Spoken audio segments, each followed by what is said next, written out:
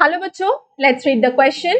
The question says match list first यानी organisation and struggles with list 2 and select the correct answer using the codes given below the list. यानी आपको list 1 को list 2 के साथ correctly match करना है और ये जो नीचे दिए गए कोड्स हैं इनमें से आपको बताना है कि कौन सा कोड करेक्ट है.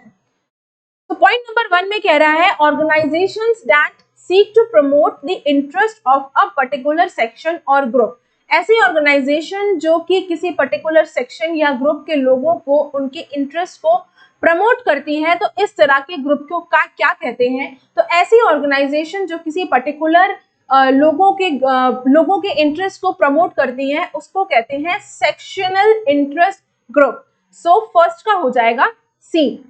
सेकेंड कह रहा है organisations that seek to promote common interest, यानी ऐसी ऑर्गेनाइजेशंस जो कोई स्पेशल पर्टिकुलर सेक्शन या ग्रुप की बात नहीं करती है, वो सारे ही लोगों की बात करती है, कॉमन इंटरेस्ट की बात कर रही है. तो ऐसे ऑर्गेनाइजेशंस को कहा जाता है पब्लिक इंटरेस्ट ग्रुप्स, जो कि पूरे पब्लिक के इंटरेस्ट के बारे में बात कर रही है.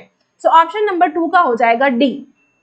थर्ड कह रहा है struggles launch for the resolution of a social problem with or without an organization structure. तो ऐसी struggles या movement जो है या resolutions जो है किसी social problem के लिए launch करी गई है, उतारी गई है, demonstrate करी गई है, जिसमें without an organization structure, जिसमें कोई organizational structure नहीं होता है. वो ये कह रहा है कि ऐसी struggles launch करी गई है कि जो society में जो social problems हैं जिसमें कोई ऑर्गेनाइजेशन स्ट्रक्चर नहीं है, तो इस तरह के जो स्ट्रगल्स हैं जो लॉन्च करी जाती हैं इनको कहा जाता है movements. So option number 3 is A. The fourth option कह रहा है organisations that mobilise people with a view to win political power.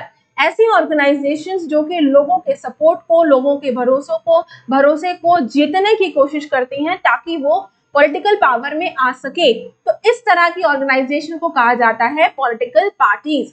तो फोर्थ का हो जाएगा ऑप्शन नंबर बी. तो अब हमें इसमें से देखना है कि कौन सा कोड करेक्ट है. तो इसमें देखते हैं फर्स्ट का है सी, सो इसमें हमें 2 में सी दिख रहा है. देन सेकंड का आता है डी, इस पे भी हमें 2 में डी दिख रहा है. थर्ड का हो जाता है ए, सो ए हमें यहाँ पर दिख रहा है एंड फोर्थ का हो जाएगा B. So option number B आपका करेक्ट आंसर है. So I hope you understood the question as well as the answer. Best of luck.